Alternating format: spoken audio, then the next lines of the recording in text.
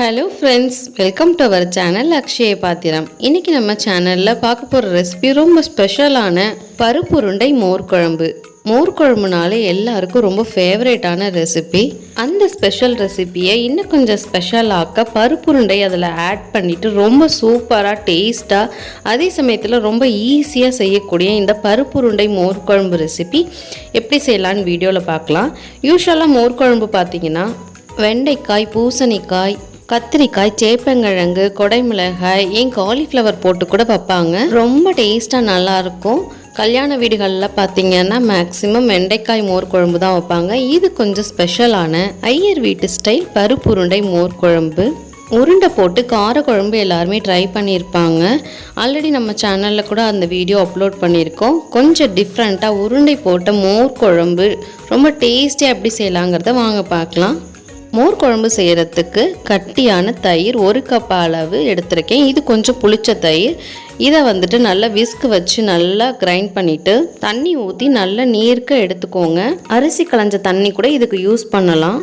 தயிர் கட்டிகள் இல்லாமல் இந்த அளவுக்கு தண்ணியாக எடுத்துக்கோங்க. இப்போ இதில் 1/4 ஸ்பூன் அளவு மஞ்சத்தூள், 1/2 ஸ்பூன் அளவு பெருங்காய பவுடர் ஆட் பண்ணிவிட்டு மோர் குழம்புக்கு தேவையான அளவு உப்பு இதில் ஆட் பண்ணிக்கலாம். இது மூணுத்தையும் சேர்த்து நல்லா மிக்ஸ் பண்ணி எடுத்து வச்சுருங்க.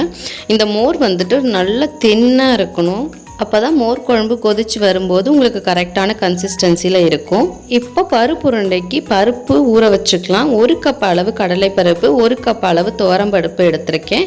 3-4 டைம்ஸ் நல்லா வாஷ் பண்ணிவிட்டு 1 கப் அளவு தண்ணி விட்டு 3 பல்லு பூண்டு, காரத்துக்கு 2 பச்சை மிளகாய், ஒரு சின்ன துண்டு இஞ்சி, கூடவே 1/2 ஸ்பூன் அளவு பெருஞ்சீரகம் ஆட் பண்ணியிருக்கேன். இந்த பச்சை மிளகாவும் பெருஞ்சீரகமும் ஆப்ஷன். இதுக்கு பதிலாக நீங்கள் காஞ்ச மிளகாயும் சீரகமும் ஆட் பண்ணிக்கலாம். நான் இதிலே வடை செய்ய போகிறேன், அதனால் இதை ஆட் பண்ணியிருக்கேன். இப்போ மோர் குழம்புக்கு தேவையான மசாலா பொருள் ஊற வச்சுக்கலாம். தோல் சேர்த்துட்டு நல்லா வாஷ் பண்ணி எடுத்த 2 துண்டு இஞ்சி, காரத்துக்கு 2-3 பச்சை மிளகாய், சின்ன வெங்காயம் 4-5 இது கூட ஆட் பண்ணிக்கலாம். சின்ன வெங்காயம் இல்லைன்னா பெரிய வெங்காயத்தை பாதியாக கட் பண்ணி ஆட் பண்ணிக்கோங்க. கூடவே 1 ஸ்பூன் அளவு கொத்தமல்லி, 1 ஸ்பூன் அளவு கடலைப்பருப்பு, 1 ஸ்பூன் அளவு துவரம்பருப்பு ஆட் பண்ணிக்கலாம். நான் இதில் அரிசி எதுவும் ஊற வைக்கலை.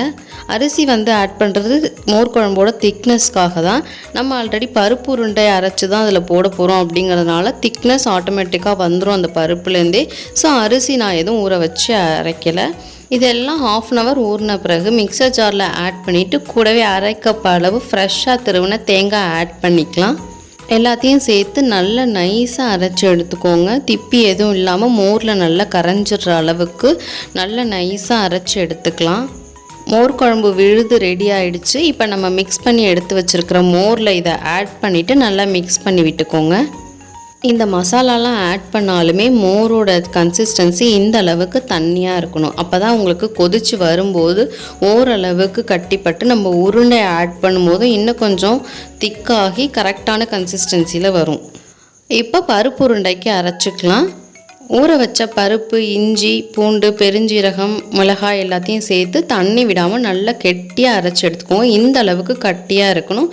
அப்போ தான் உங்களுக்கு மோர் குழம்புல வேக வச்சு போடும்போது பருப்பு உருண்டை கரைஞ்சி போகாமல் இருக்கும். இல்லைனா பருப்பு உருண்டை குழஞ்சி கரைஞ்சி போயிடும். மோர் குழம்புல அரைச்ச பருப்பு கூட 1 கைப்பிடி அளவு பொடியாக நறுக்குன வெங்காயம் ஆட் பண்ணிக்கிறேன். கூடவே கொஞ்சமாக பொடியாக கட் பண்ண கொத்தமல்லி, தேவைக்கு ஏற்ற மாதிரி உப்பு, இந்த உருண்டைக்கு தேவையான அளவு உப்பு எல்லாத்தையும் ஆட் பண்ணிவிட்டு நல்லா மிக்ஸ் பண்ணி எடுத்துக்கோங்க.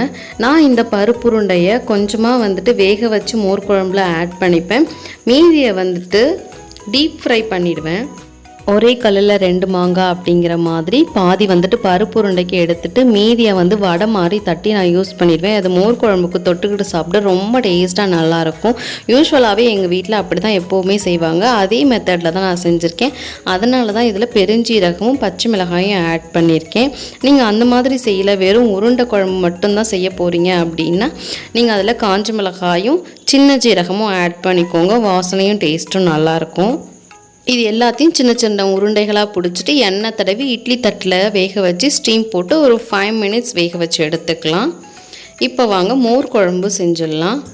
அடுப்பில் ஒரு கடாய் வச்சுட்டு நம்ம கரைச்சி வச்ச மோர் குழம்பை மசாலாவோடு சேர்த்து இதில் ஊற்றிடுங்க.